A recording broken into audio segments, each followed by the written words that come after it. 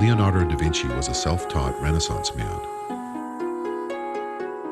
As a scientist, artist, and inventor, da Vinci's genius led to an unprecedented body of work.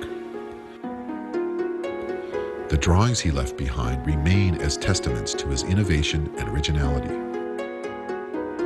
One of da Vinci's main innovations was the lack of materials he needed to transform his concepts into reality. Jacques Fresco is also a self-taught scientist, architect, and inventor.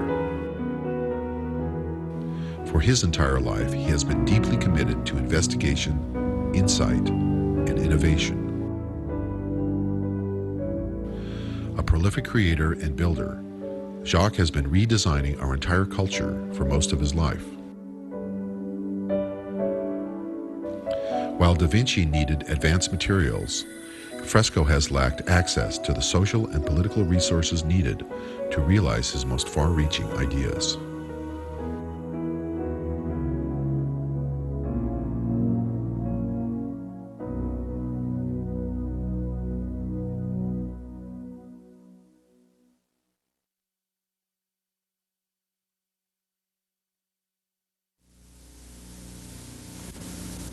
My guest is an extraordinary Miamian, Dr. Jacques Fresco.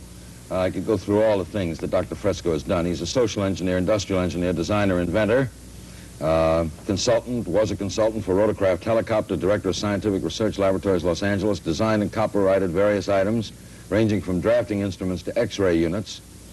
Has had works published in the Architectural Record, Popular Mechanics, Saturday Review, and has been a technical and psychological consultant to the motion picture industry, member of the Air Force Design Development Unit at Wright Field, developed the electrostatic anti-icing systems, designed prefabricated aluminum houses. What does it say in your driver's license? What is the occupation? Industrial designer. Jacques, you... Social engineer. Does it bug you that people, when they talk about Jacques Fresco in Miami, say that he's someone who's too far ahead of his time? His thinking is... We're not ready for advanced kind of thinking, of that type. Does it bug you? I imagine every creative person in every field encounters that sort of problem. No, it doesn't. I can't afford it. There's too many things that are important.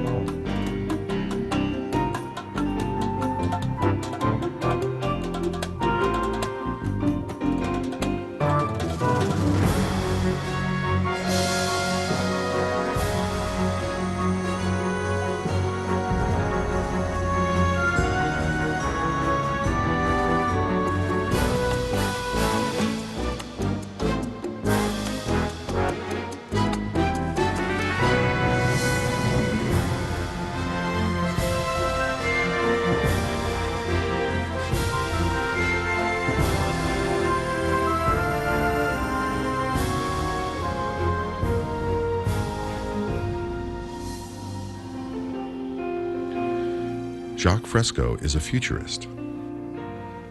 A futurist is someone for whom all thoughts and actions are based upon what tomorrow could be. He has been planning for the future since the 1920s. Not only is he a philosopher and theorist, but an engineer, industrial designer, and social planner.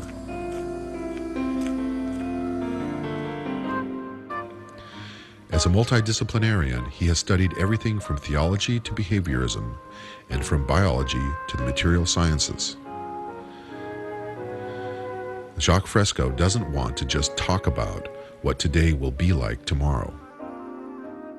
He has a plan to build an entire new world from the ground up.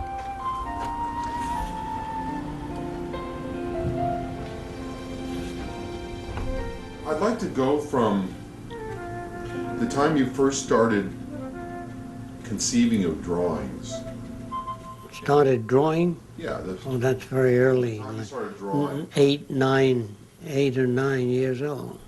about the future. Yes. I was always interested in the future, as far back as I can remember. There was a motion picture called Metropolis. It was different. It took my attention. It was the first out-of-the-box type movie.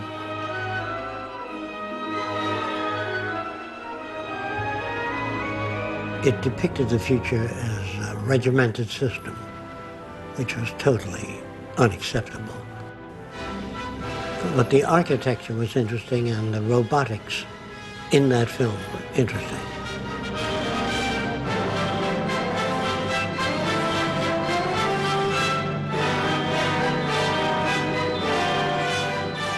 I drew airplanes and cities of the future and underwater cities and floating cities and skyscrapers with landing platforms on them. I drew my idea of what a post office ought to be. Since the airport was so far from the post office, they had a truck to deliver that. I figured, here's the long post office. Well, why couldn't we land on top, pick up the mail directly, and fly onward? So I would draw landing platforms on the rooftops of buildings, slightly angular, so the airplane didn't have trouble landing, because it couldn't be as long, but it would be slowed up by the incline. But then takeoff, they would go in reverse. Then I tried ships, drawing of passenger freighter ships, then aircraft carriers, and I showed it to my principal. And he said, "Have you ever heard of Bucky Fuller?" I said, "No." So they said, "Would you like to meet him?" I said, "Yeah, sure." What is he? He's an inventor, like you. He thinks up a lot of new things. Buckminster Fuller was one of the 20th century's most renowned futurists. Known primarily as the inventor of the geodesic dome, Fuller was a proponent of using technology with a humanistic approach. And there was Bucky Fuller. He was seated there with his car called the Dymaxion. And I said, "What does that mean?" He says, "It's the highest form that can be attained in shape." I talked to him about social things. I said, what about changing society to some other form whereby all people can benefit from the works of industry? He said, "What do you mean?" I said, "Well, instead of working people going out on strike, give them a piece of the action. And so if business improved, they all got automatic pay. If it went down, they got less pay."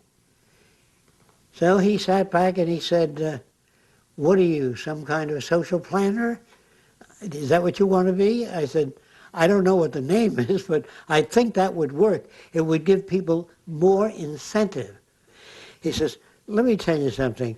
It's tough enough just getting a new automobile out there. If you're trying to change society," this is years before he even lectured on things. Albert Einstein once said, "The problems we have cannot be solved at the same level of thinking with which we created them." Did you meet Einstein, Albert Einstein? Yes. Where did you get the idea to meet Albert Einstein?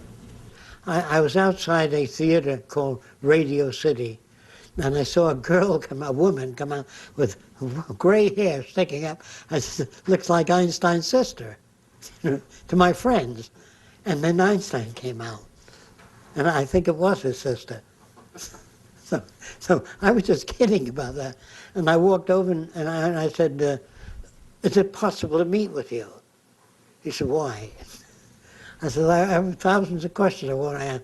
But he says, I live in Princeton, New Jersey. So tell me about the day you went and met him. Well, I went to his home, and it was modest. I said that there seems to be harmony in nature. How do you feel about that? He says, "Yes, the universe is lawful, but harmony, I don't know what you mean by that. I said, well, when a rat eats insects, it may be supporting the rat system. But what about the insect system? What he did is he used some water from a backyard, swamp water, and he put it under a microscope, and he said, look, everything is fighting everything else. He said, in the human body, everything is fighting everything else. In the ocean, big fish eat little fish. I didn't really have enough time to sit there with Einstein and go through all kinds of things because he didn't seem to be in that area. He did, are you interested in mathematics? Mathematics. You're interested. What Boolean geometry means to you? You know, I didn't want to get off into that because to me that would be a sidetrack. Mathematics is a tool, just like sociology and anthropology. These are all instruments to go into making up the future.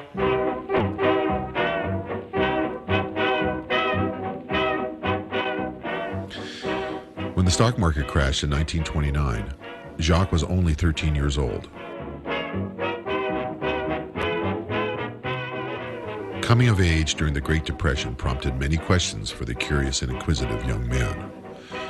Living in New York City, he found the squalor and suffering around him difficult to understand. The confusion, contradictions, and struggles he saw left a significant impact on his character. Things were so bad, and I had no way of looking at it. And I thought the rules of the game were somehow screwed up. I went to many different meetings, communist meetings, socialist meetings, fascist meetings, Mankind United, technocracy, to see what the world was teaching, including Eastern philosophy. And I wanted to know what people thought, what they wanted, why they gelled on one system. And that each time a society arrived at a system, they tend to keep that system. They didn't even try to go beyond that. But in technology, whenever we made anything, we try to surpass it. The history of civilization to me then was a history of change, social change, human arrangements, homes, boats, planes, trains, all of them were in a process of social evolution, including our language, our outlook, our values, our behavior. As the Depression wore on, Jacques left New York and started hitchhiking around the country. In his travels, he met many interesting and different people, most of whom were, like himself, searching for a way of life that was fair and equitable. Eventually, he ended up traveling to the warm waters and primitive islands of Tahiti. I wanted to go to the South Seas because I like the idea of the natives sharing things. I've read about that. Now the chief, if he had 6 wives and he was strange, he'd say, here's my best wife. Maybe she will please you. They felt their wives gave them so much joy, perhaps they'd give a visitor some joy. You know, their thinking about it was different, and that upset, it caused me to ponder, hey, that's the way I saw things. Was that the way I saw things? Was that the way I was indoctrinated? That's when I began to ask those questions. So how do you know that anything you like makes sense, Doc? What about your own values? Think about them. Maybe they are senseless. Concerned that Tahiti would be invaded, Jacques returned to the U.S. and joined the Army Air Corps. When the war was over, thousands of factories stood idle, their manufacturing capacity no longer needed for wartime production. Capitalizing on the tremendous capacity available for aluminum fabrication, Jacques designed and built a house made entirely from aluminum extrusions. The result was an innovative and extremely efficient use of time and materials. The windows, for example, were put in and then extrusion snapped in and sit with a seal. And so it was very rapid. It took something like 12 minutes to put all the windows in. 8 hours to put up the building. 1948, it was unveiled at Warner Brothers, and there were lines all around the studio. Thousands of people come to see it, and airplanes, smoke ridden in through the sky, visit the Trend home at Warner Brothers Studios. It was publicized in newspapers. I think the architectural record as one of the first mass-produced type homes. Jacques appreciated the challenges of innovative problem solving. As he honed his skills, he became a competent inventor. He always had a research lab and was constantly inventing new products. While much of his time was spent pursuing his own interests, he was also hired by entrepreneurs to design and fabricate specific inventions, working in a very broad array of technologies. He invented everything from medical and dental devices to 3D motion picture projection systems. A guy named Jack Morse was a film producer at the time. I met him at Warner Brothers Studios. He came to see the trend home.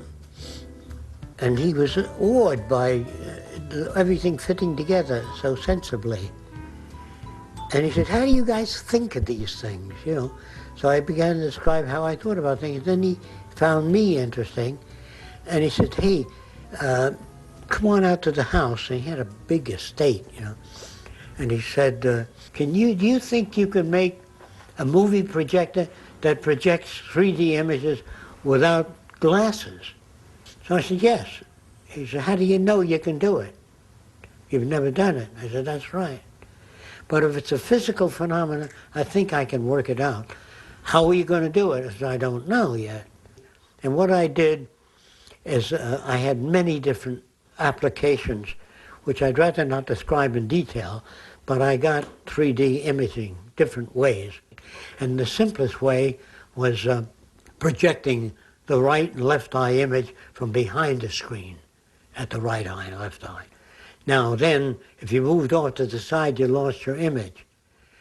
And so Jack wanted Technicolor to go the rest of the way. So he got them to come out and look at it. And they said, how do you do that? It's very interesting. I said, we're not at liberty to disclose that unless you're back the next stage. So they said, well, how do you maintain visual isolation?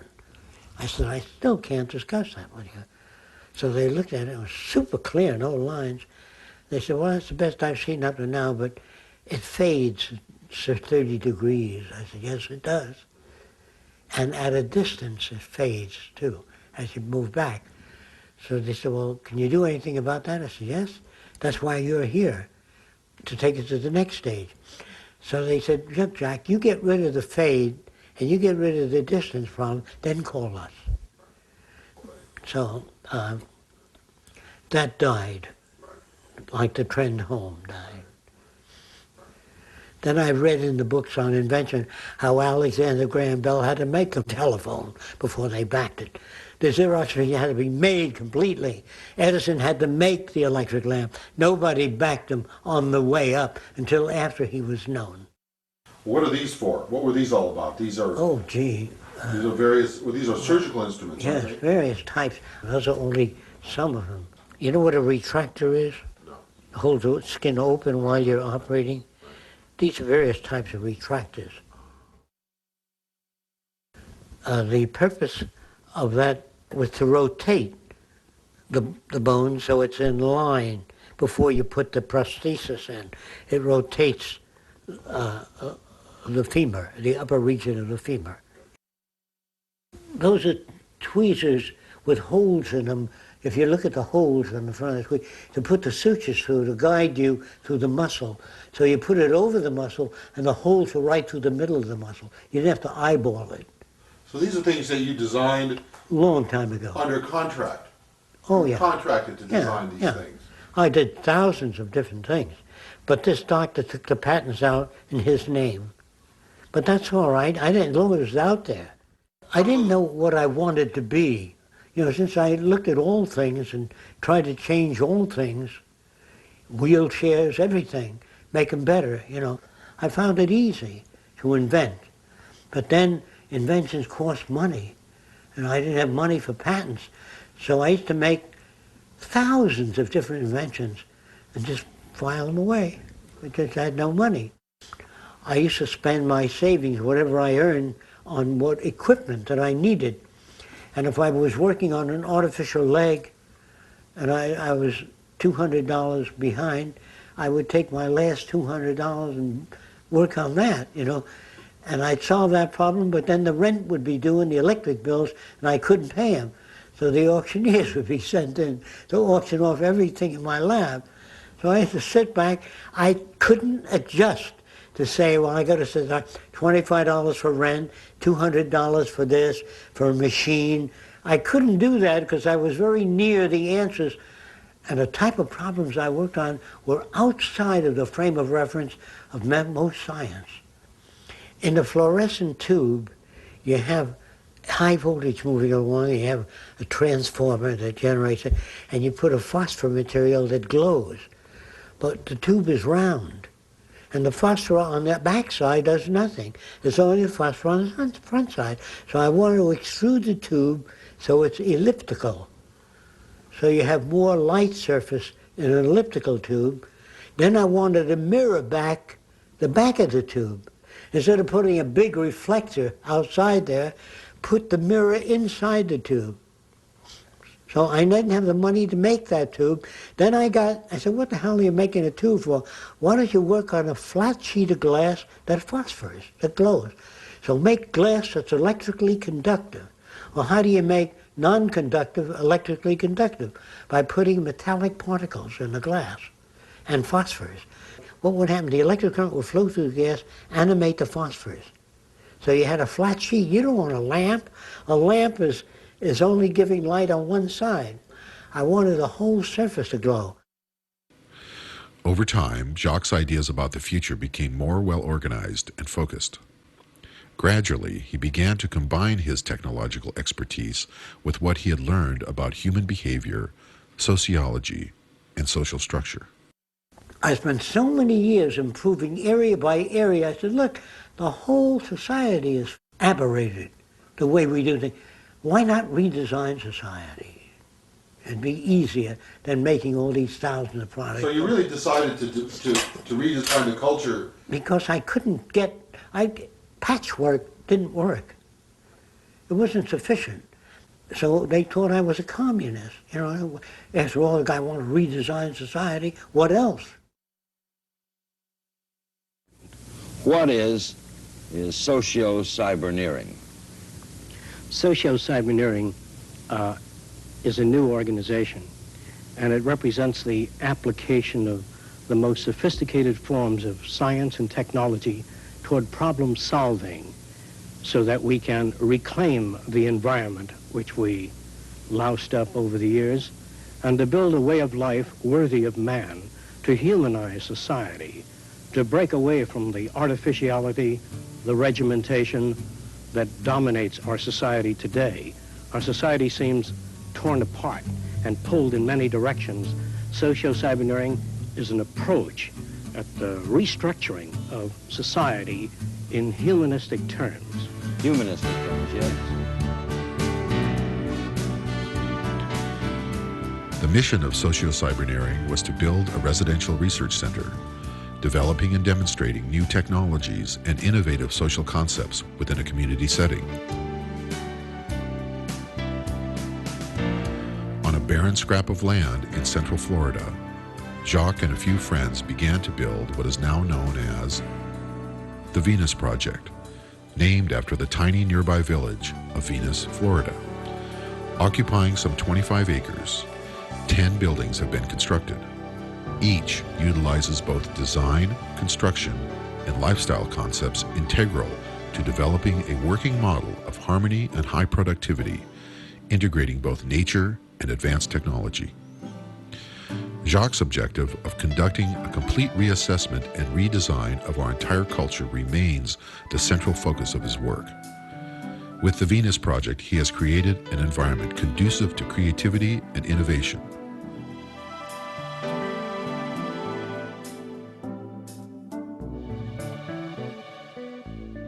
When people come here, they're amazed to hear that this was just a flat tomato patch. We've dug out streams and ponds and planted hundreds of palm trees and trees. And we built this land to show what the outskirts of the city would be like. We have many buildings here, but you can't see one building when you're in another. We really wanted to show how high-tech and nature could coexist within this environment. Jacques and Roxanne have been living on the property and building the Venus Project since the late 1970s. The entire time has been a constant process of developing and implementing new ideas. Jacques begins with a drawing, then produces a scale model, and then videotapes his models in order to demonstrate his concepts for the future.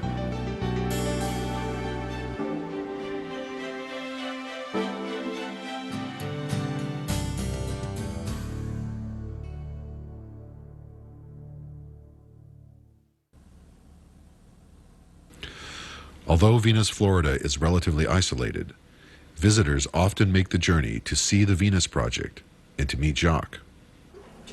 Joan? I'm Margaret. Hi, Margaret. I'm not going to remember your names, but anyway. I'm John. Hi, how are you? Good to see you. How are you? We haven't met. Have a seat, and then we'll go on with what this is about. Is everybody here? So there was a time when most people believed that the decisions of the majority was very close to reality. But there was also a time when the majority of people believed the earth was flat. And if you ask me whether they were sincere, they said, of course, you can see it's flat. So they break a sincerity meter. But it isn't sincerity that the world needs. It needs the intelligent management of the Earth's resources. This is what we don't have. The major contribution the Future by Design would like to provide is a method of coping with problems. Now, you're brought up to believe, I believe this, that everyone should have a right to their own opinion. Is that the way you were brought up? Yes, sir. Okay. When you got everybody going around giving their opinion, I'll tell you what's wrong with Jim. See, they've got all kinds of opinions. But when engineers talk to each other, they don't say, believe me. They say, see this new metal? It can hold up 4,000 pounds per square inch. He puts it in a machine and pulls it apart. He says, you're right. So I would say the majority of the people of the world today are unsane, not insane. Unsane meaning having been exposed to methods of evaluation that are long rendered obsolete. Our language in the future will change to a saner language where we have no argument in it. They say, well, can there be such a language? There is. When engineers talk to each other, it's not subject to interpretation. They use math, they use descriptive systems. If I interpreted what another engineer said in the way I think he meant it, you couldn't build bridges, you couldn't build dams, you couldn't build power transmission lines. The language has to have meaning. That's why when a doctor writes a prescription, if he prints it, it's the same all over the world. So the world I'm talking about is different. There aren't too many people that have seen everything that he's gone through in the past and come out of it with a certain direction. And the interesting thing is, too, that he's not a philosopher that talks about how the world should be, his point of view. He's a technician that understands how it can be built and has worked with people and understands what it takes to change them and understands what it was that made them that way. So it's really based on hands-on learning and not reading something in a book. He went through the experiences himself and came out with the conclusions he did because it was based on actually learning experience and experiments. When an engineer has an idea, he talks to the computer about his idea. While they're talking about it, the integrated computerized system will take the elements that they're speaking about, convert the language into imagery, and the image will churn and be exposed to all of the people watching that exhibit and presentation. They will question the presentation, but the image system will answer the questions. How the buildings are fabricated, how water is supplied, how it handles earthquakes, or any other question. Instead of people sitting around asking individual questions, the answers are demonstrated inside of what appears to be a transparent dome. So ideas are not just verbal, because when you talk verbally, it does not deliver enough information to people. So a more comprehensive system of communication is three-dimensional imaging, always, showing people what you've got in mind, not what they think you've got in mind. Designed with a holographic computer and built from prefabricated materials, the home of the future will be far more than just a residence. It will be an element of lifestyle and will facilitate learning, inspiration, and communication. One of the most interesting aspects of tomorrow's civilization will be the fact that if you knew anyone fairly well and went to visit them in a period of time of just a few years, their houses will change because the people living in them change. Their needs and dimension of knowledge grows considerably, and so will the environment that they live in. There's no such thing as a fixed home that a person lives in all their lives. It changes with their values, with their outlook, with their acquired knowledge. You had said one thing about how the buildings were designed according to function. Yes. The curvature and the materials and these... Yes. I compare it to natural physiology. An animal's shape is not designed from the outside in. It evolves from the inside out. Whatever you request, the exterior will express a cover over the shape that you prefer to live in. Some of the buildings that are dome-shaped can be laid like eggs continuously by a machine that carries a dome shape, and in that dome, the exterior and the interior fabricated at the same time.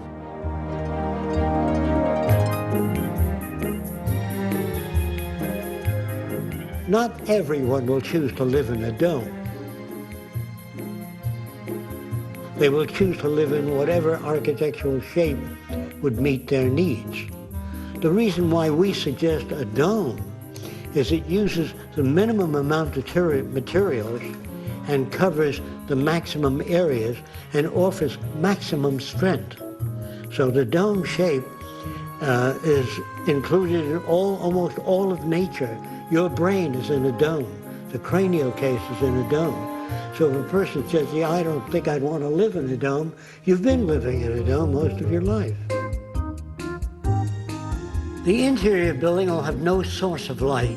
You won't be able to see a lamp or a source of light. All the walls would have even illumination. You can also specify the color of the illumination, either the entire inner surface or local areas of different color, if this is your request. This would be the simplest type of bathroom: shower, sink, toilet bowl molded into one system. Actually, there's no hardware on here, but there's a slot and the water comes out as a ribbon, and that'll cut the soap off the hand and use about 1/6 the amount of water. Now the wastewater from the sink goes down into a pipe around here and fills the water closet, and we flush the John with that water. So instead of telling people to save water, build a system in. This is what it's all about if you wish to conserve water. Now the bathrooms may vary from that simple style to slightly more complex, but all one piece. There may be as many as 50 variations on a bathroom. You pick what you want, and then it's installed. When you leave the building, the entire building is clean. We also have a slight increase in air pressure in the building, so no dust comes in your house from the outside. If there's any contaminants in the air, it increases the electrostatic charge, which removes contaminants. It would be a smart house, because the house has its own nervous system. This is what I'm saying.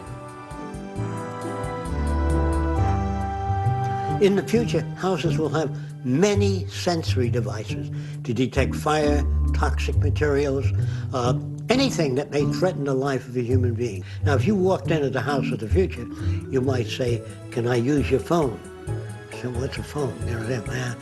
You just say, I'd like to talk to Sam in Arabia. What part of Arabia? You just announce what you want, and the sound will be focused at some point instead right at your ear, so you can hear Sam in Arabia.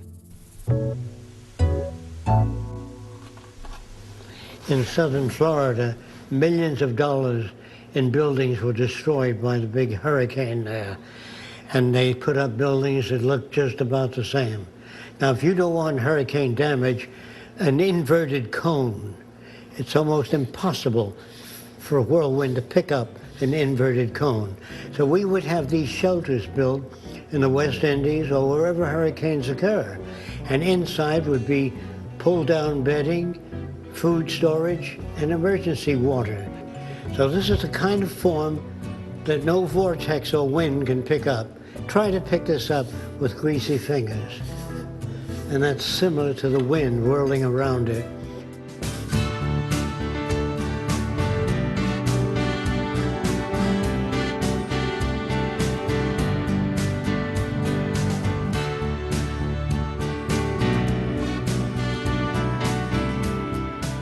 For apartment buildings and other large structures, Jacques has devised a cybernated construction system. Computer-controlled robots will handle 90% of the movement and placement of prefabricated components. Special advanced materials are to be developed, eliminating waste and minimizing the need for manual labor. Guided by satellite and using a sophisticated form of artificial intelligence, the buildings will construct themselves, a technique Jacques has named self-erecting structures.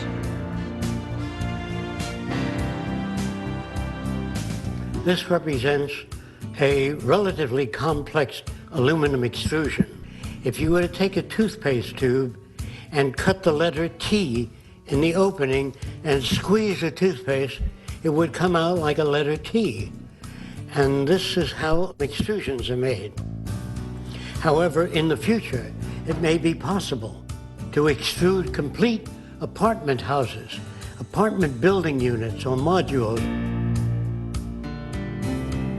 This extruder can be faced with different dies to mold different shapes. Almost an infinite variety of shapes can be extruded. So it would be the apartment of your preference that's extruded. So any shape or almost any extruded shape can be designed to fit many different architectural arrangements. This is a transitional type structure which utilizes cranes to lift the components of the building. Eventually, the building itself will be part of the self-erecting structure.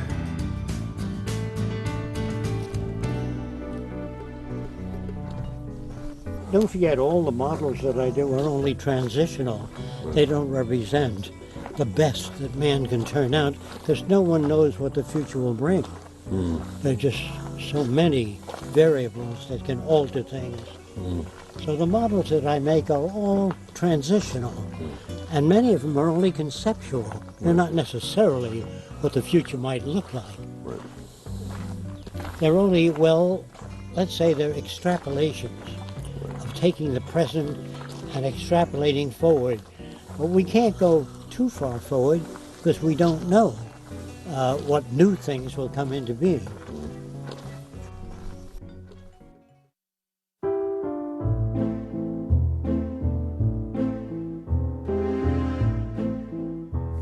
Now this looks like a train station.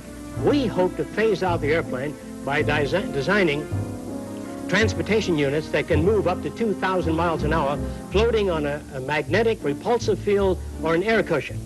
And in those huge trains of tomorrow, there'll be television, radio, amusement, art centers, classrooms, not a group of seats lined up as your trains are today. If 40 or 50 people have to leave the train, we slow up to 100 miles an hour, lift off the passenger section, or slide it off and slide on a section with the passengers getting on. You don't have to stop the whole plane or the train. In the future, we will just shove off those passengers getting off and that freight leaving. This is part of the linear acceleration train that can take you anywhere in the world in just a few hours, safely, without snow, rain, being lost at sea, Are all subject these to the things? weather. Are all these things you're saying?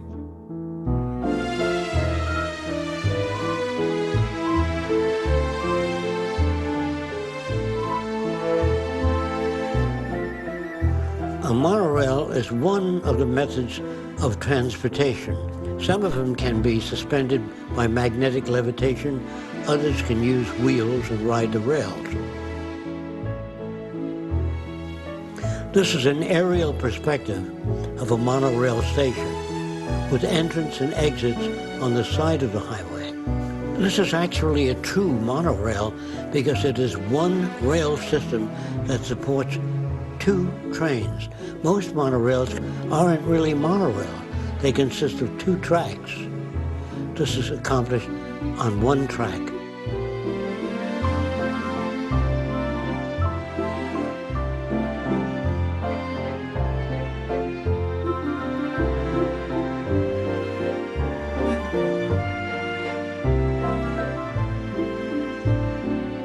The vehicles of the future will be highly aerodynamic in shape.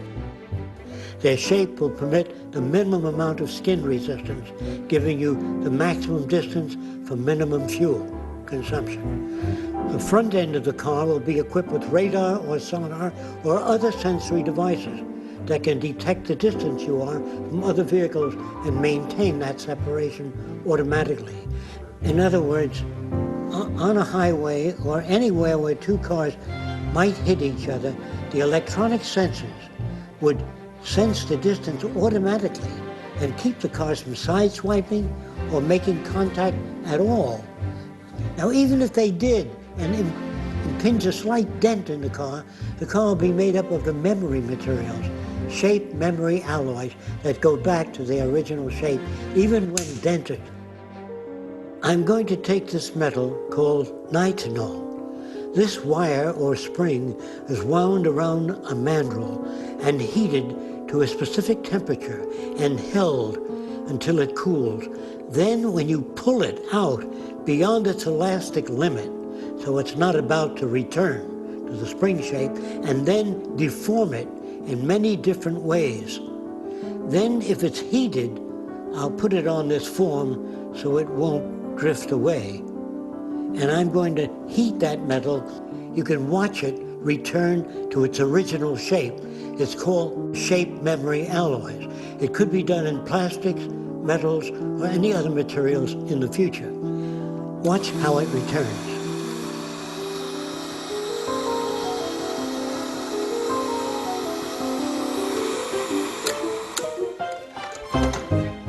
And even if an area of the car were removed, they can be rebuilt. In other words, automatically, by the car having a memory system of its configuration, just like the human body, just like perhaps in lizards and salamanders and certain types of organisms today can regenerate parts of their body. The technology of the future will enable our automotive vehicles to repair and regenerate damaged areas.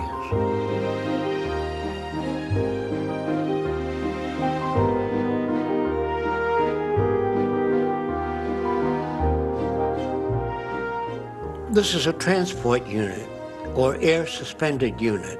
It will travel 5 or 4 feet above the ground, and not requiring highways or bridges. You can turn around by electrodynamic means, discharging air on the right or left side, not by tunneled air paths, but just by attracting air or repelling air.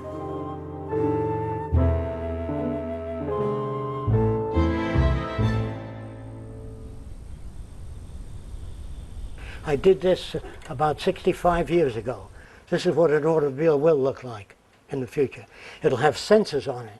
So if I got mad at you, and when I get within a certain, the brakes go on. If I'm backing up and there's a child crossing, the car stops. No one drowns in a swimming pool because the net comes up when you're not home. Is that clear? If somebody falls in the pool and you're busy cooking, the child sinks and what touches it comes up right away. What do you want? What kind of world do you want? Okay. So what you see here is just glimpses of the future. So we'll go around and look the place over so you get a better idea. Now that area over there, across the water, we will build a very large dome, like a center for dialogue, to invite different people out here.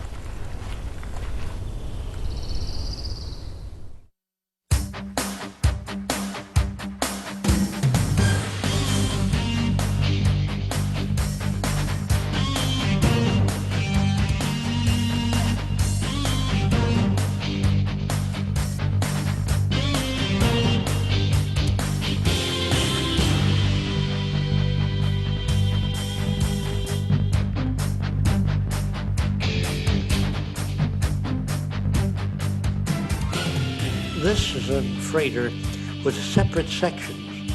This freighter can deliver this to the Philippines, drop this off in Hawaii, and so when all of the freight bays are released, they are propelled automatically to the loading docks. And then the forward portion of the ship and the rear portion, which is the propulsion unit, are joined together. So you always travel at a balanced load. You never travel with an empty hull back. So using energy that way conserves millions of gallons of fuel if you use fuel in the conventional sense. This is a possible propulsion method. In this instance, water is drawn toward the surface of the ship electrodynamically, and in turn, the ship's reaction is forward, away from the pressure toward the rear. It's like holding a peach pit and squeezing it, and it moves forward. It has far less wake, less water turbulence, and very little energy consumed. What you see here is an illustration of underwater transportation for the future. And the very leading edge, air bubbles will be emitted very rapidly in front of the unit, and that will cut down the resistance considerably. If you were to release thousands of air bubbles underneath a ship, it would sink because the water is less buoyant with the air bubbles in it. So the air bubbles will be a system in the future for reducing the forward resistance. Transporting things underwater is much more economical and offers much less resistance. When traveling on the surface, you're confronted with waves and wave motion. Underwater, you don't have that problem at all.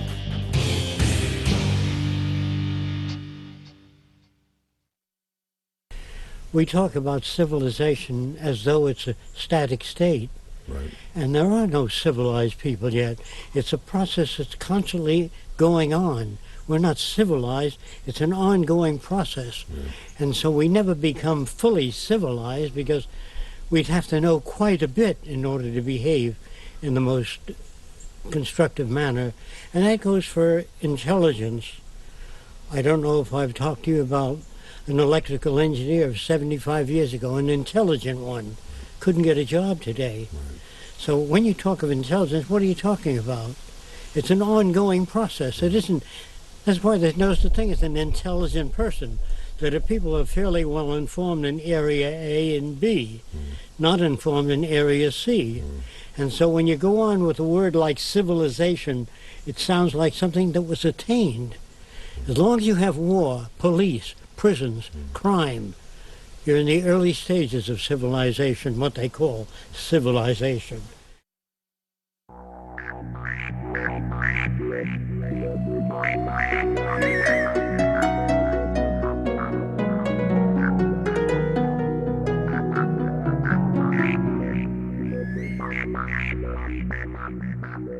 This type of helicopter or aircraft would have its propulsion units at the tip of the blades. They'd be relatively small, high thrust. The center of the disc, or the passenger compartment, would remain stationary while the blades spun around. In the event of engine failure, the blades can automatically gyrate and bring the craft down, not only vertically, but can travel forward by tilting.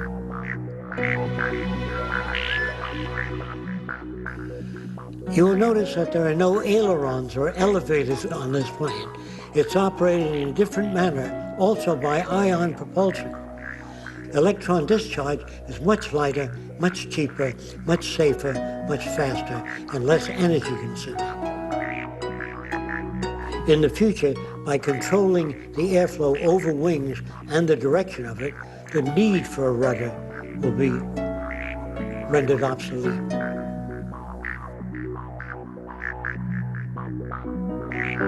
For individual transportation or small groups, you have the vertical landing and takeoff VTOL aircraft of the future. They are called lift fuselage. That is, the body itself generates the lift for this type aircraft, and it is propelled electronically, meaning particles are electrified and discharged from the rear of the craft, which propel the craft forward. And for hovering, we then eject the same propellant downward and generate a ring vortex, a whirling vortex beneath the craft. And the control of that vortex determines the speed downward.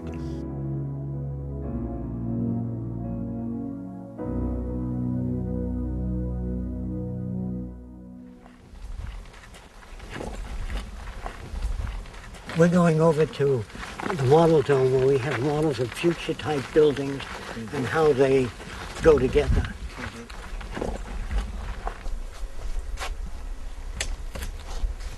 Here you have the city system. I put domes here, but there'll be very many variations. In other words, yes. What are those? These are research centers. Okay. This is medicine, agronomy, population designing, improvement of products, energy systems. Energy in the future will be geothermal, most of it. You can get that from the earth. There's enough geothermal energy for thousands of years without worrying about anything. And I'm not talking about solar, wind power, or wave power, or tidal power. All that is extra. So there's no shortage of anything except brains in Washington. You can't make money from the sun. What's that? You can't make money from the sun. No, you can't. Exactly that. Now all these buildings can come apart and be recycled. Now if you follow me, we'll go to the future. All right, let's explore the thinking of Jacques Fresco and the society he'd like to see. Now, we'll start with this, and you tell me... I'll try to point it out. Yeah, you can point right at it. Most of the cities are based on natural configurations, basic designs in nature.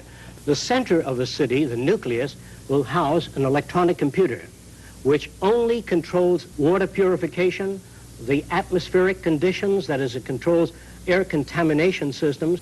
They maintain safety, they oversee the environment, maintain ecological balance between animal life and plant life. The center of the city is a university that covers all subjects related to man. There's no courses that are used to exploit or abuse any other human being. All repetitious jobs will be phased out. We feel that machines ought to do the filthy or the repetitious or the boring jobs, that man has to be free to pursue the higher things, the higher possibilities of man. In other words, if this... So you came up with this idea for a round city. A round city, a round governmental branch. And then extending out of it would be the Department of Agriculture, Education, Oceanography, the disciplines. The circular scheme or plan brings each district closer to the central dome, which contains the medical, food, shopping, everything else that people need. The circular arrangement makes it easier to operate using far less energy than any other system. And if you start at one end of the city and go through the city, you always return at the same place. Whereas in a linear city, you go to one end, you have to backtrack to get to the same point. So the circular scheme is by far the most efficient. And when cities are contracted in the future, they will be contracted as a whole, as an entire system. In that way, all of the parts and components would be delivered in stages. Like sequel 1 will be the underground, the heating system, the electric generators, the piping systems, the recycling systems. Then after that, the next layer, which would serve as the first layer that contains the architecture, the foundations for all the buildings, and after that, the erection of structures up from the foundations, starting with the central portion of the city, working its way out to the different radial sectors, and then out to the final housing sectors, and then to the agricultural belt, and then to the recreation areas. The cities themselves are prefabricated. Most of the elements that comprise the structures of the cities are interchangeable, interlocking. They are designed so they can be disassembled just as they were assembled. So the new cities will be updated continuously. As the waters are piped into the cities, they are checked. And to whatever extent contamination exists, the water processing plants evaporate the water, recondense it, and cleanse it. In other words, all waters piped into the city will be monitored constantly, not by a monitoring system, but several monitoring systems. The same is true of the air above and around the city. It's constantly monitored. All of the rooftops are photovoltaic. All of the outer skin of the building converts solar radiation into electrical energy. As we move beyond the third sector, we come to tennis courts, parks. Beyond that is a residential district, which consists of lakes, waterfalls, all kinds of beautiful plants throughout the area. And each house is concealed by plants, so you can't see another building. Some people prefer, as in the next sector, to live in apartment houses. The apartments have drama groups, recreation swimming pools, discussion groups, and so many other facilities. The disadvantage of living in a private home is you would have to go to the various places to access the same things. Instead of motor vehicles in the city, all transportation is carried on by circular conveyors that we call transveyors. They move radially, circumferentially, and vertically. They serve the function of elevators, buses, conveyors. But if you wish to go to another city, you can take an elevator down beneath the Central Dome, which has maglev trains, etc., that will transport you to the center of any other city or any other region. There will be no waste products, just as in nature there are no waste products. All materials that we would formerly call waste would be recycled and converted into new products. And that when the city hits a certain number of people, we stop the development and let everything go back to nature between this and the next city.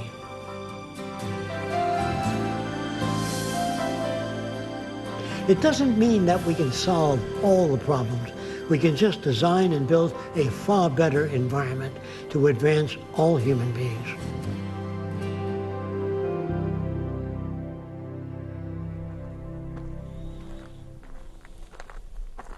Like I said, not everybody will live in a dome. This is different types of architecture. This may be a vacation house. I don't know, like I say, what people will choose to live in, but that would be up to each individual. What we want to do is then build cities in the sea. You pick the city you want to live in. Some of these cities are for ocean mining. The oceans have tungsten, manganese, phosphorus, all kinds of chemicals that we may need, and they're made available to all people. And you don't have to worry about being blind in the future. We design cities so you can hear an open door and you can sense a table because you have built-in sensors. And we work on making artificial methods for visual for everybody, because anybody can lose their eyesight. There's no more nickels and dimes for medical research. This is what the army of the future is all about. Do you get it? Okay. There's usually an alligator sleeping down here. Let me see.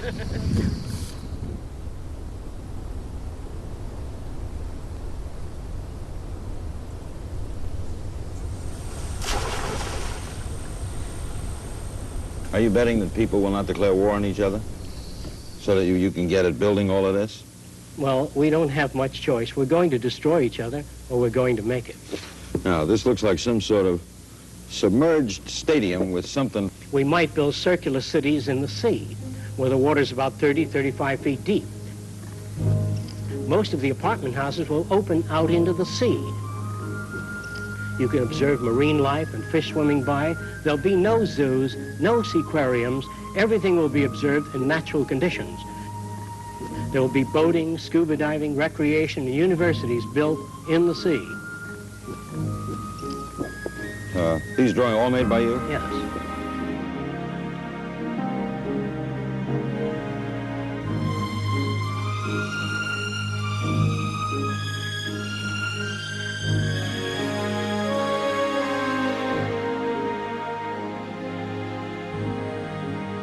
This represents a blueprint of the basic structure of the city and the sea. There are helicopter landing areas on the upper section. There are cranes that travel around the entire upper portion of the structure. The legs are designed to move up and down to support the structure and rest on the seabed. Now, what are these cities in the sea for? Some of them represent hospitals that can be towed off the coast of Africa or India. Instead of sending building materials out there and building a hospital, then shipping the equipment out there, it's much easier to build a floating hospital, tow it off the coast of Africa, use it, and by the time the new hospitals are assembled there, you can then move this to another region, float it to another region. Most of the cities will be constructed in dry docks by automated systems. After it's complete, the flood locks are open and it fills with water. And there are units that look like tugboats that deliver the cities to their site where they'll be located. Some will house as many as 1 million people, a series of cities in close proximity joined together by transport systems, that is, tunnels either under the water or above the water bridges.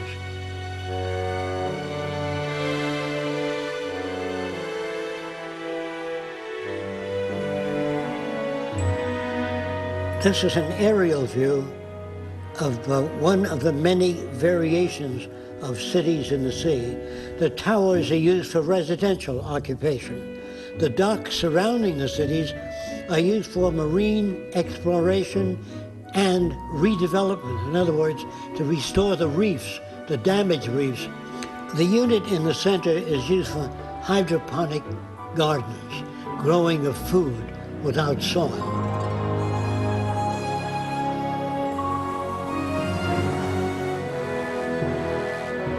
Now, many of the cities in the sea will have docking facilities for marine vehicles, and that'd be like an underwater bus that would take people around to visit the different areas. You'll be able to get a very good picture of the ocean and how we harness it and use it and preserve it and protect it so that future generations might enjoy the oceans also. This projects above one of the cities under the sea with an observation platform and a landing platform on the upper deck. At the sea level, there'll be a floating dock system that moves with the tide up and down so boats can dock. Then you enter an elevator shaft which goes through an airlock. It takes you to the bottom of the sea or the seabed. The seabed is used for observation of reefs and marine life. Not only do they monitor the reefs, they restore the reefs and change them, rebuild them, or redesign them. Someday we'll be able to control the shape, configuration of reefs so they can support more marine life. I think humans can add to nature and improve it considerably. What will that mean? It'll mean a higher standard of living for all people.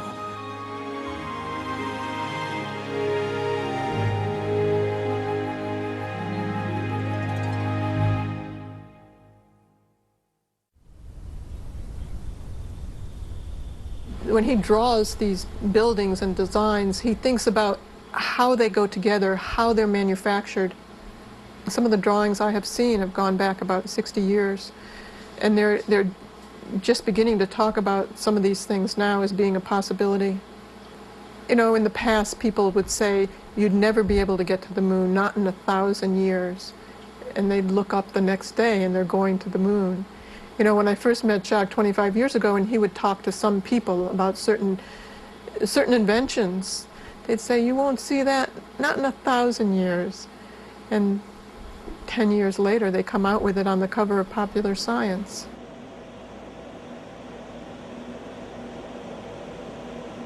The whole basis of the technology is to maintain a high standard of living. Technology is not worth anything unless it improves people's lives. Today, people are afraid of science and technology because it's so abusive today in so many ways. But it's not science, and it's not the technology we should be wary of. It's the abuse and the misuse of science. You can take a rocket and you can shoot it into outer space and explore outer space, or you can take it and use it as a bomb and destroy another country. It's really the inanimate object really is in our hands and what we do with it. Science is really the ability to predict the next most probable. That's what the real meaning of science is. Gaining the ability to predict the next most probable. When we talk about science, we're talking about a method of looking at a situation, a method of evaluation that differs from the opinionated system. If you ask me, I'll tell you. The scientific method has no special connection to truth. It really has a better way of looking at things than the earlier systems, which everything was attributed to gods or demons. This is where we get into applying the scientific method to society. Yes. Now, this is not in the book yet. The scientific method applied to society is something people don't think about much. But if you want to know where the answers may lie, it is in the application of the methods of science with human concern and environmental concern. The future by design refers to the application of the methods of science, not scientists, the methods of science to the social system. Naturally, even the methods of science undergo change, and as they change, so would the future. If we use the scientific method throughout the world, the probability of war drops to zero. The probability of human suffering disappears. Deprivation, poverty, crime, all those things tend to disappear because there's no basis for it.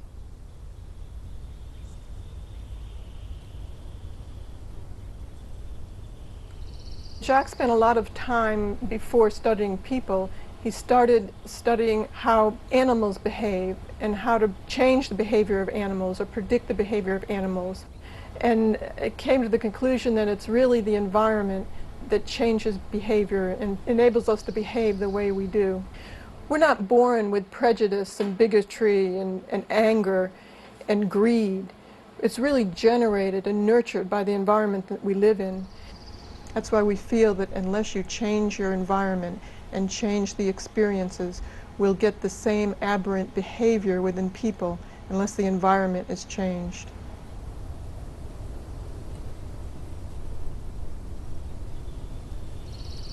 Any culture in the world today tries to educate people so they'll serve a function in that particular culture.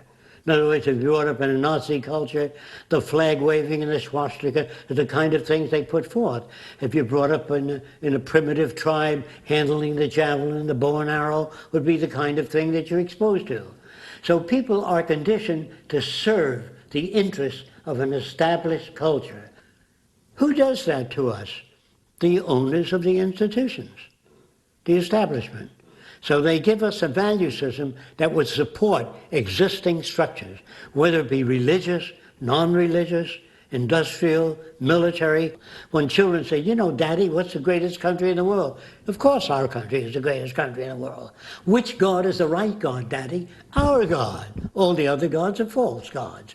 So picture this, a Roman family taking its kids to see the Christians being fed to the lions. And the kids are watching. Dad, can we come next week to see Christians being fed to lions? Are these kids sick? No, their value system is distorted. So I'm strictly concerned with the environment that people are reared in, raised in. And if that environment is altered, so will behavior be altered. You reorient the environment, that in turn reorients people. But if you reorient people without touching the environment, it'll slip back. So when you try to think about the future, remember this.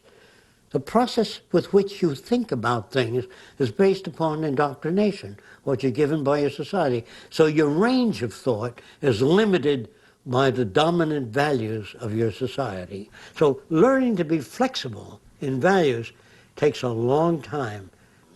And in talking to kids when I was very young, I had to be very patient with them if I were to make any progress. I talked about the concept of God.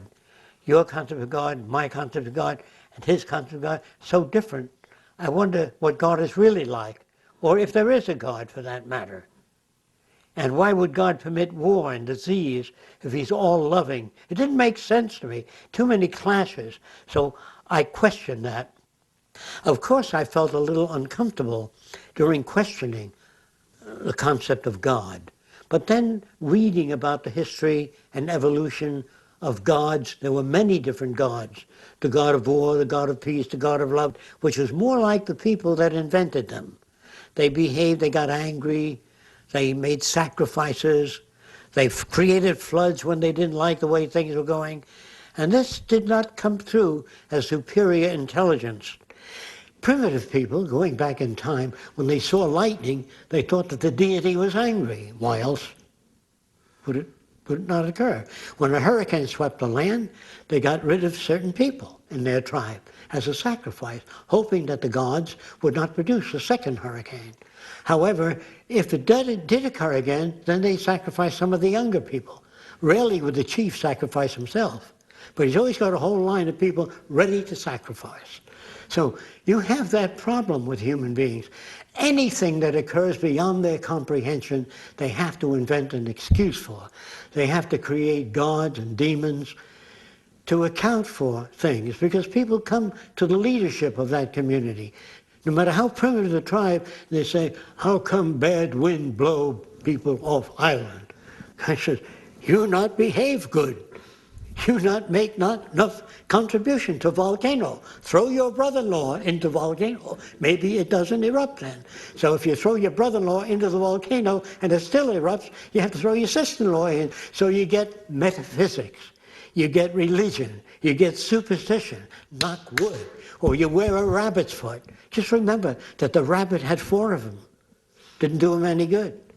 So on down the line, superstition prevails wherever ignorance prevails. Myth is a way of saying to the little guy working out there in the field, when he says, what does all this amount to? I never seem to be getting anywhere. When you kick the bucket, everything is there for you. If you don't get it in this life, you'll get it in the next, if you remain good. The amount of superstition that a culture can absorb would be directly proportionate to the amount of information people have. So in the future, with adequate supply of information, more than that which is given today, considerably more, you don't have, knock wood. Today is my lucky day. When your number is up, it's up. All that will disappear in the future. I look at this as everything he's doing is to be as being the utmost in spirituality. Instead of looking for a better world later, after you die, it's really building the type of things that all religious teachings talk about here on earth. We don't have to wait till we die for that. We can confront our problems today and not wait for the Messiah to come with the white robe and change things, or not wait till we all go to heaven at a certain time, or those believers that go to heaven at a certain time. We can deal with the problems today. For instance, in religion, they put things on the will of God. If there's an accident, it's the will of God, and it stops you from thinking. It stops you from being innovative. It stops you from thinking about, well, how do we redesign the transportation system so we don't have those problems anymore? So he's worked with priests and he's worked with religious people and kind of expand their horizons a bit so they can be more creative. They look at the environment that shapes people's behavior, and they don't call them good or bad anymore. They think about shaping the environment to get more constructive behavior. If you were to ask me to redesign the world and the way people live, first thing I would have to do is conduct a survey, find out what we have, how much water do we have, how much people, how much arable land area. After I know that, then I can base the parameters of design on what we have. What you really need is an understanding of the Earth's resources by agronomists, geologists, geophysicists, people who study the Earth. They don't give you their opinion. They say there's more life in the Antarctic. That's not an opinion, that's a finding. So in the future, no more opinions. You have information in this area? No, I don't. Good. Here's where you might get it, or here's how you might go about finding out. You know, so I'm saying all people need clean air, clean water, arable land, and a good relationship, a language. So I'm not superimposing Fresco's concepts. I'm using the earth as the measure. In other words, we have to live in accordance with the carrying capacity of the earth. Does that make sense? Yes, sir, it does. I keep wondering about how drastic a social change this is and how totally different our world would be. And yeah, how do you get From here people to to there. accept it? Yeah. Okay, here's how we do it. Eventually, all decision-making will be transferred to machines. First, people say, well, I don't know that I'd like machines making decisions. First of all, that's what a scale does. When you go to a butcher shop, the butcher says the chicken weighs 6 pounds. Since you're buying it, you say, that doesn't look like 6 pounds to me. So you grab it, so I think it weighs about 4, because you're tense, so it seems to weigh less. Then the scale came in, and we assigned decision-making to the scale. Is that right? Yes, sir. So do pilots. When they fly, I think I'm 1.5 miles high. They look at an instrument, and it tells them they're 4,203 feet off the ground. So that is decision made by a machine, because the decision-making by machine is far more accurate. Now, the question normal people ask is, yes, but can a machine be smarter than the designer? Well, I know a little guy that designed a machine to pick up a freight train and empty it. No, he can't do that. Machines are always faster than the designer. You ever see a Coke bottle machine move on the line? The designer, he can't move those bottles. So what is happening in our society? We are automating more and more decision-making and assigning it to machines. Picture a Department of Agriculture as a setup of computers with electrical wiring into the soil, like that. So if the water table drops, that pumps water out there. If the nutrients change, it pumps nutrients. You don't need a guy out there saying, Mr. President, we have a drought out here. And the president says, how bad is it?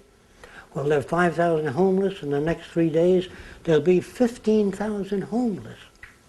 So the president says, So he flies over. He says, yes, you do have a drought. So what? When you connect up the country, all the computers to production, distribution, agriculture, you have a nervous system which maintains dynamic equilibrium in production and distribution of goods and services without money. The government is right above your head there. If you can turn around and see it, it looks like the globe. That globe there makes all the decisions because it's connected. We have satellites around the Earth that project a hologram, a virtual image of the Earth. So you're looking at the real Earth in real time. So you walk over to the image screens and you talk. You say, how many planes are there in the air at this instant? The computer will hit a laser spot all over the world and tell you 7,320. Every plane in the air, every hurricane, all the conditions all over the earth, plant diseases. No human can do that. So we don't need people in government. We need electronics in the field, production, distribution, weather, so we can come at home and find out anything we want to know without opinions based on folksy ways.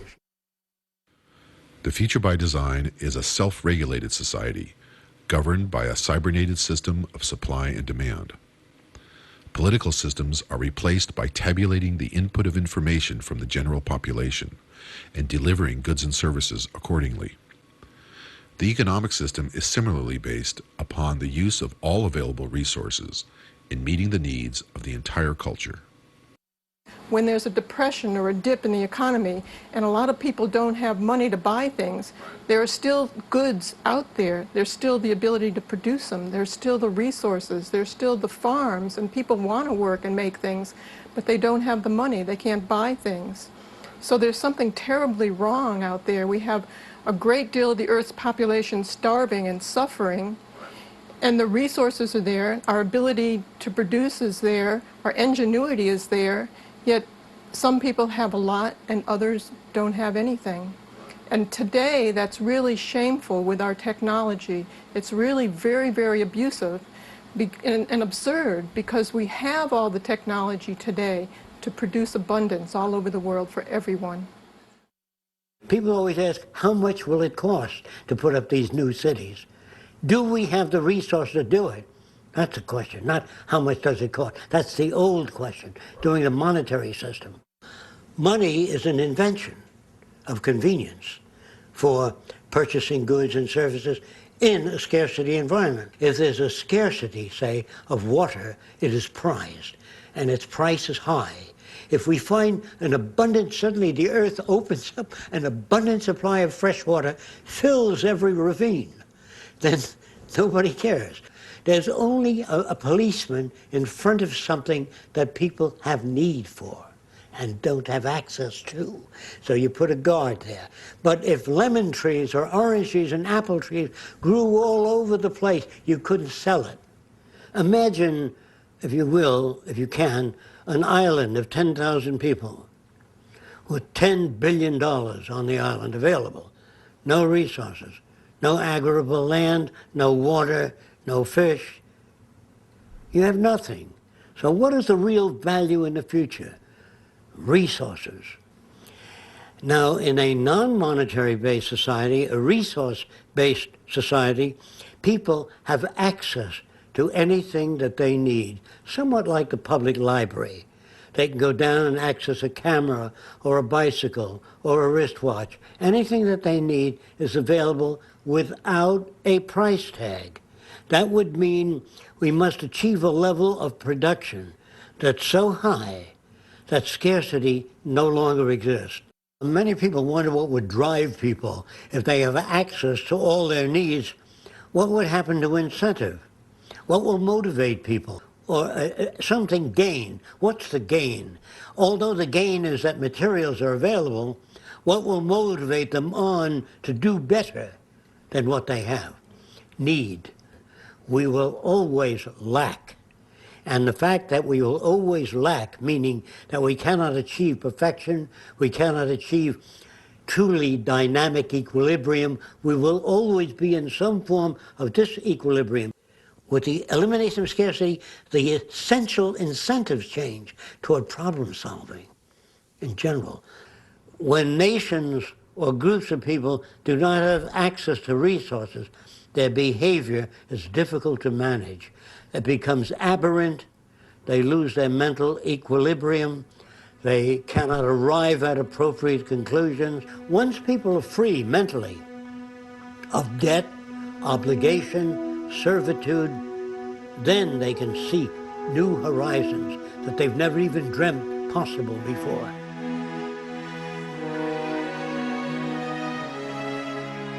The core mechanism of democratic process in the future by design is the use of public exhibition halls.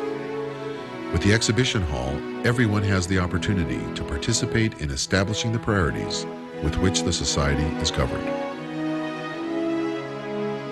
So just like a World's Fair, to show you what's new, what is available, you look around and say, I'd like one of those. Or I can use that sort of thing in my kitchen, whatever it is.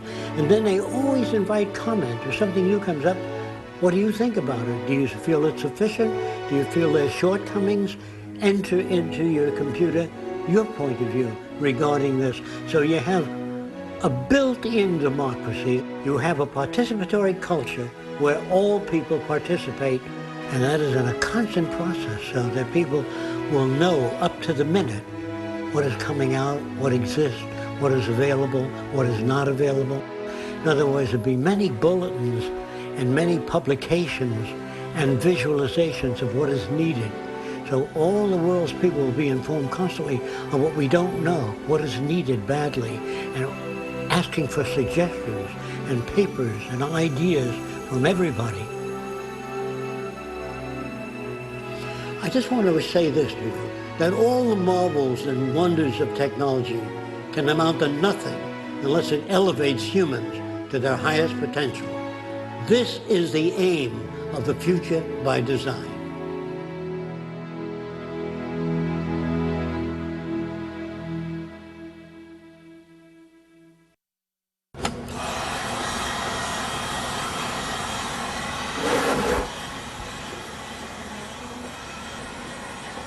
Jacques continues to invent every day, to invent, to write, to work.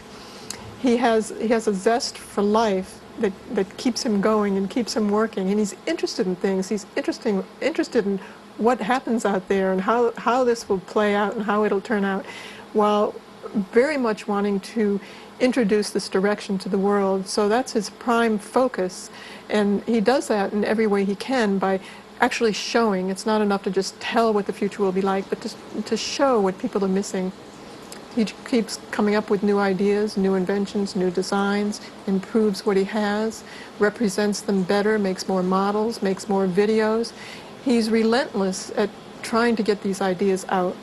I think he fears where society is now. It's not acceptable to him, but instead of just complaining, he wants to propose an alternative. When people say, are you trying to build a perfect society? I have no notions of a perfect society. I don't know what that means. I know we can do much better than what we've got. I'm no utopian. I'm not a humanist who would like to see everybody living in warmth and harmony.